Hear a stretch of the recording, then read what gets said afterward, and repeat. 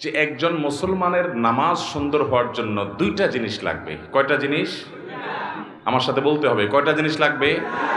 5 ওয়াক্ত সালাত আল্লাহর কাছে গ্রহণযোগ্য হওয়ার জন্য, সুন্দর হওয়ার জন্য, এটা জান্নাতের চাবি হওয়ার জন্য দুইটা শর্ত, দুইটা জিনিস লাগবে।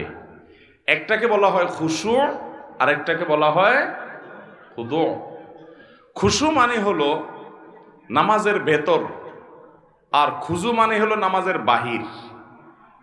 বাহির এবং ভেতর এই দুইটা যদি আপনি সুন্দর করতে পারেন ভাইরা আমার, আপনি সেই নামাজি হতে পারবেন যে নামাজের নামাজ তাকে দুনিয়ার সকল মোহ ভুলিয়ে আল্লাহমুখী করে দেয়, যে নামাজির নামাজ তাকে জান্নাত পর্যন্ত নিয়ে ছেড়ে দেয়, যে নামাজির নামাজ তার জান্নাতের চাবির ভূমিকা অবতীর্ণ হয়, যে নামাজির নামাজ আল্লাহর সঙ্গে তার মেহরাজ